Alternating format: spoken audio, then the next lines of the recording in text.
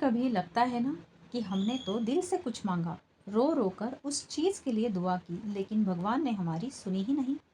आखिर क्यों? क्यों वो हमारी बातें नहीं सुनते? क्या हमारी तकलीफ़ें उन्हें दिखाई नहीं देती? क्या हमारी प्रार्थनाएं अधूरी ही रहेंगी? अगर आपके दिल में भी कभी ये सवाल आया है तो आज का वीडियो सिर्फ आपके लिए है। शायद आज आपको उस सवाल का जवाब मिल जाए जो बरसों से आपके अंदर दबा पड़ा है। नमस्ते दोस्तों, मैं हूं ज्योति और आप सभी का स्वागत करती हूं मेरे इनर लाइट 1111 चैनल पर। आज का हमारा विषय है भगवान हमारी सुनते क्यों नहीं। इस विषय पर हम आज चर्चा करने जा रहे हैं। तो दोस्तों, भगवान हमारे हर शब्द नहीं, हमारी ऊर्जा यानी हमारी एनर्जी, हमारी भावनात्मक स्थिति और हमारे अंदर की लहरों को सुनते हैं। वो हमारी सिर्फ जुबान से की गई प्रार्थनाएं नहीं सुनते। वो ये महसूस करते हैं कि जब हमने प्रार्थना की थी तब हमारे मन में क्या भाव थे, हमारे हृदय में कितनी श्रद्धा थी और हमारे विचारों में कितना विश्वास था। जब हम डर में होते हैं तो हमारी प्रार्थना भी डर से भर जाती है।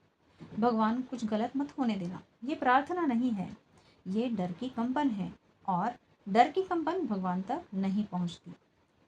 यहाँ पर मुझे ओ माय गॉड मूवी का मिथुन जी का एक डायलॉग याद आ रहा है। मूवी के एंड में वो कहते हैं, लोगों में भगवान के लिए प्रेम नहीं है, लोगों में भगवान का डर है। भगवान प्रेम की भाषा समझते हैं, डर की नहीं। जब हम गुस्से में होते हैं तो हमारी प्रार्थना एक तरह की शिकायत बन जाती है। भगवान, आपने ऐसा क्यों किया मेरे साथ? इसमें मेरी क्या गलती थी? हम लड़ते हैं, शिकायत करते हैं, पर उस समय हम ईश्वर से जुड़ने नहीं, उनसे खफा होने की ऊर्जा भेजते हैं। और वो ऊर्जा जो शिकायत और द्वंद्व से बनी है वो भगवान तक कभी नहीं पहुंचती, क्योंकि भगवान का कंपन बहुत ही सात्विक, बहुत कोमल और बहुत ही प्रेमपूर्ण है। वहां तक केवल प्रेम, समर्पण और निस्वार्थ विश्वास ही पहुंच सकता है। जब हम दुख, हताशा या निराशा में होते हैं तो हम अक्सर टूटे हुए मन से कहते हैं, हे भगवान, क्या तुम हो भी या नहीं? इसमें हमारी आत्मा की पुकार नहीं बल्कि निराशा की ऊर्जा होती है, और ये ऊर्जा ईश्वर से जुड़ने की नहीं, दूरी की भावना से बनी हुई होती है। तो ईश्वर को क्या चाहिए हमसे? ना चिल्ला चिल्ला कर मांगी गई चीज़ें, ना दिखावटी पूजा और ना ही घंटे घंटे का जाप। उन्हें चाहिए बस एक सच्चा भाव, एक निर्मल मन और एक निश्चल श्रद्धा जो कहे, भगवान, मुझे नहीं पता क्या सही है, पर मुझे आप पर भरोसा है। जो दोगे उसे मैं स्वीकार करूँगा। जिस दिन हमारी प्रार्थनाएं शिकायत से बदलकर समर्पण बन जाती है, उस दिन हमारे वाइब्रेशंस बदल जाते हैं। हम डर से प्रेम में आ जाते हैं, हम सवालों से आभार में आ जाते हैं, और यही वो क्षण होता है जहाँ हमारी आत्मा और भगवान के बीच कोई दूरी नहीं रहती। यही वो वाइब्रेशंस है जिसे ब्रह्मांड भी सुनता है। तो अगली बार जब आप प्रार्थना करें तो शब्दों से ज़्यादा अपने भावों पर ध्यान दें। जब हम भगवान से प्रार्थना करते हैं तो हम आमतौर पर कुछ मांग ही रहे होते हैं। मुझे नौकरी मिल जाए, उससे मेरी शादी हो जाए, या मेरा बच्चा पास हो जाए, या मुझे बीमारी से मुक्ति मिल जाए। हमारा फोकस होता है परिणाम, यानी हम जो चाहते हैं वो वैसे का वैसा मिल जाए। लेकिन ईश्वर का नज़रिया हमसे अलग होता है। हम जीवन को सपनों की तरह देखते हैं और ईश्वर जीवन को शिक्षा की तरह देखते हैं। भगवान परिणाम नहीं, विकास चाहते हैं। वो हमारी आत्मा को देख रहे होते हैं और सोचते हैं कि इस आत्मा का विकास कैसे होगा, इसे क्या सीखना है इस जन्म में, इसका अगला स्तर क्या है। और यहीं पर फर्क शुरू होता है।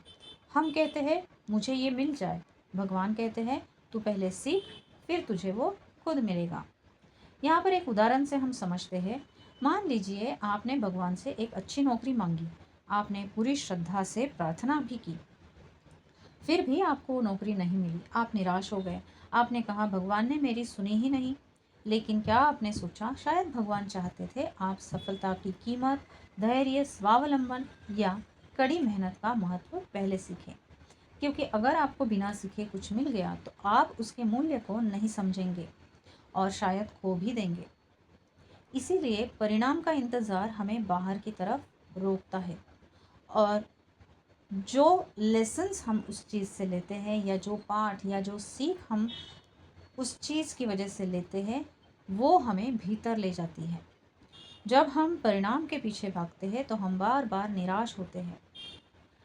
पर हम जब समझते हैं कि शायद मुझे अभी कुछ सीखना है, तो हमारा जीवन बदल जाता है। तब हर संघर्ष एक गुरु बन जाता है, हर रुकावट रास्ता दिखाने लगती है। हम मांगे सुख, वो दे दुख। फिर भी क्यों? क्योंकि दुखों से हम जागते हैं, सुखों में हम सो जाते हैं। दुख हमें भीतर झांकने पर मजबूर करता है। वो पूछता है, तू कौन है, किसके भरोसे है, क्या तू खुद को जानता है? और जब यह आत्मचिंतन शुरू होता है, तभी आत्मा का असली विकास होता है। तो समाधान क्या है? जब आप अगली बार कुछ मांगे तो ये भी कहिए, हे प्रभु, अगर ये मेरे लिए उचित है तो मुझे दीजिए, वरना मुझे वो ज्ञान दीजिए जो मुझे इसके ना मिलने से सीखना है। ये प्रार्थना आपको परिणाम से जोड़ने की बजाय ईश्वर के प्रेम और बुद्धिमत्ता से जोड़ देगी। कभी कभी ऐसा होता है ना, जब हम बहुत मन से प्रार्थना करते हैं, आंखें बंद कर लेते हैं, दिल खोल देते हैं और बस उम्मीद से भर जाते हैं कि अब कोई उत्तर मिलेगा, कोई संकेत, कोई चमत्कार। लेकिन जवाब में कुछ नहीं आता, बस खामोशी। ना कोई शब्द, ना कोई सपना, ना कोई अंदर की आवाज़, बस एक गहरा सन्नाटा। ये खामोशी सबसे ज़्यादा तकलीफ देती है, क्योंकि हम सोचते हैं, क्या भगवान सुन भी रहे हैं? क्या मैं अकेला हूँ? क्या मेरी आवाज़ भी उन्हें उन तक नहीं पहुँच रही? पर सच ये है दोस्तों कि ये सन्नाटा ही शायद सबसे गहरा उत्तर है। क्यों आती है खामोशी? क्योंकि उस क्षण भगवान कुछ कहने नहीं, कुछ करने में लगे होते हैं। उसी तरह भगवान हमारे जीवन में गहराई से काम कर रहे होते हैं, तो वो सुनाई नहीं देते, क्योंकि उस वक्त वो सृजन कर रहे होते हैं। नया रास्ता, नया अवसर और एक नई चेतना। जब बाहर सब शांत होता है, तब भीतर की गूंज सुनाई देती है। भगवान कभी कभी खामोश इसलिए होते हैं ताकि हम खुद से जुड़े, क्योंकि जब तक हम हर सवाल का उत्तर बाहर ढूंढते रहेंगे, भीतर का ज्ञान कभी सामने नहीं आएगा। क्योंकि वो देखना चाहते हैं हम उनके बिना भी उन पर भरोसा रख सकते हैं या नहीं। सच तो ये है कि विश्वास की असली परीक्षा तभी होती है जब भगवान बिल्कुल खामोश होते हैं। क्या हम तब भी विश्वास रखते हैं? क्या हम तब भी जुड़े रहते हैं? क्या हम उनके प्यार में डटे रहते हैं जब कोई प्रतिक्रिया नहीं आती? यही वो जगह है जहाँ भक्ति, आस्था और समर्पण की गहराई नापी जाती है। तो अगली बार जब आपको उत्तर ना मिले, तो आप चुपचाप बैठें, कोई सवाल ना करें, कोई परिणाम ना सोचें, बस कहिए, हे प्रभु, मैं जानता हूँ आप सुन रहे हो, भले अभी कुछ ना दिखे, पर मैं जानता हूँ आप मेरा रास्ता बना रहे हो। मैं प्रतीक्षा करूँगा श्रद्धा के साथ। बस यही भाव खामोशी को उत्तर में बदल देता है। जिसे तुम खामोशी समझते हो, वो असल में एक मौन स्पंदन है, जिसमें भगवान तुम्हारी आत्मा को गले लगा रहे होते हैं, बिना शब्दों के। क्या आप सच में तैयार हैं जो आप चाहते हैं उसे पाने के लिए? हम सभी कुछ ना कुछ हमारे जीवन में चाहते हैं दोस्तों। कई बार हम धन, प्रेम, सफलता या शांति की तलाश में होते हैं। हम प्रार्थना करते हैं, मांगते हैं और ईश्वर से कहते हैं, बस ये मिल जाए, फिर सब ठीक हो जाएगा। पर क्या आपने कभी रुककर अपने आप से पूछा है, क्या मैं सच में इसके लिए तैयार हूँ? ईश्वर दे सकते हैं, लेकिन क्या हम थाम सकते हैं? ईश्वर कभी देने में कंजूसी नहीं करते। उनके पास सब कुछ है, हर इच्छा को पूरी करने की शक्ति है, पर वो तभी देते हैं जब हम उसके लिए भीतर से तैयार हो जाए। क्योंकि वो जानते हैं, अगर आपने बिना तैयारी के कुछ पा लिया, तो या तो आप उसे खो दोगे, या फिर वो चीज़ आपको खो देगी। मांगने से पहले खुद को तैयार कीजिए, क्योंकि भगवान सब दे सकते हैं, पर वो कभी भी आपको ऐसा कुछ नहीं देंगे जिससे आप टूट जाए। तो अगली बार जब आप कुछ मांगे, तो ये भी कहिए, हे प्रभु, अगर मैं अभी तैयार नहीं हूँ, तो मुझे वो समझ दीजिए, वो अनुभव दीजिए जो मुझे उस स्तर तक ले जाए जहाँ मैं पाने के लायक बन सकूँ। यही प्रार्थना आपको देने वाले के पास नहीं, देने के योग्य बनने की यात्रा पर ले जाएगी। हमारा अनुभव कहता है, भगवान हमारी सुनते ही नहीं। मैंने बहुत मांगा, फिर भी कुछ नहीं मिला। शायद ईश्वर ने मुझे मना कर दिया। पर सच ये है दोस्तों, भगवान कभी ना नहीं कहते। वो सिर्फ 3 तरीकों से जवाब देते हैं। पहला, हाँ, जब आप तैयार होते हैं और वो चीज़ आपके लिए सही होती है। दूसरा, अभी नहीं, जब समय सही नहीं होता लेकिन भविष्य में मिल सकता है। और तीसरा, इससे भी बेहतर, जब वो जो मांग रहे हैं उससे कहीं ज़्यादा अच्छा आपके लिए संजो कर रखा है। हमने हमें जो चाहिए वो हमेशा अच्छा ही नहीं होता, पर जो मिलता है वो हमेशा सही होता है। सोचिए, परमात्मा हमारे जीवन को एक उच्च दृष्टि से देखते हैं। हम आज में जीते हैं, पर भगवान संपूर्ण यात्रा को देखते हैं। हम सिर्फ चाहत देखते हैं, वो आत्मा का विकास देखते हैं। हम क्षणिक सुख चाहते हैं, वो स्थायी शांति देना चाहते हैं। इसीलिए वो वही देते हैं जो हमारी आत्मा के लिए सही होता है। तो अब क्या करें?